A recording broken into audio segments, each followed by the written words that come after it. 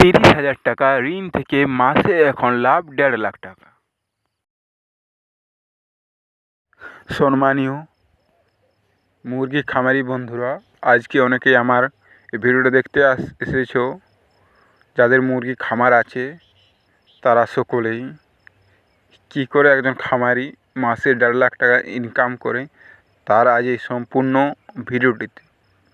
ভিডিওটি যদি ভালো লাগে একটি লাইক অবশ্যই করে যাবেন। প্রথমত আমি জানাতে চাই বাচ্চার খরচ কত। এখানে 1,500 পিস মুরগি আছে, আরেকটা খামারেতে 1,500 পিস মুরগি আছে, দুটো খামারে মিলে 3,000 পিস মুরগি।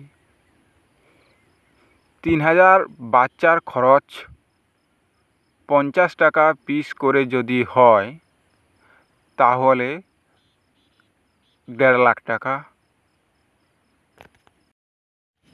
এবার এই 3,000 পিস মুরগির বাচ্চার খাবার খরচ কত। প্রতিটি মুরগি 30 থেকে 32 দিনের মাথায় উঠে এবং 30 থেকে 32 দিনের মাথায় একটা মুরগি 2.5 কিলো খাবার খায়। তা 2.5 কিলো মুরগির খাবার করে হলে হিসাব করলে 150 বস্তা খাবার লাগে। 150 বস্তার খাবার দাম 5.5 লাখ টাকা। খাবার খরচ বাদেও এখানে একটা জিনিস অত্যন্ত প্রয়োজন হয়, সেটি হচ্ছে বিদ্যুৎ ও মেডিসিন। মুরগিকে জীবাণুমুক্ত বা ওজন বাড়াতে গেলে মেডিসিন প্রয়োজন হয় ও বিদ্যুতেরও প্রয়োজন হয়। মেডিসিন ও বিদ্যুৎ খরচ প্রতি পিস মুরগি 10 টাকা। তাহলে 3,000 পিস মুরগি 10 টাকা করে হলে 30,000 টাকা বিদ্যুৎ ও মেডিসিন খরচ হয়। মুরগির এবার সর্বনিচে যেটা থাকে, যেটা আমরা লিটার বলি, লিটার, পেপার ও তুষ খরচ 10,000 টাকা। তাহলে মোট খরচ 7.5 লাখ। 7.5 লাখ টাকা মোট খরচ হওয়ার পর এবার আমি একটু হিসাব করব 7.5 লাখ টাকা প্রতি পিসে খরচ কত। প্রতি পিস মুরগিতে 7.5 লাখ টাকা খরচ দাঁড়ায় 250 টাকা প্রতি পিস। এবার সবার মনে একটাই প্রশ্ন যে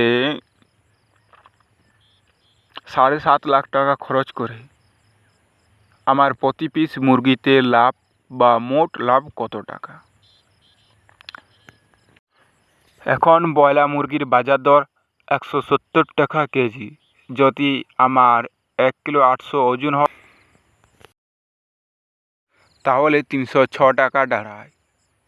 তাহলে প্রতি পিস মুরগির লাভ 306 মাইনাস 250 সমান 56 টাকা করে একটা পিস মুরগির লাভ, এবং 3,000 ইন্টু 56 করলে 1,68,000 টোটাল লাভ হয় 30 থেকে 32 দিনের মাথায়।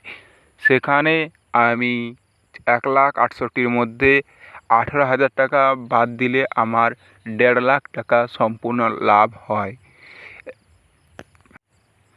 ভিডিওর প্রথমে আমার বলা হয়নি যে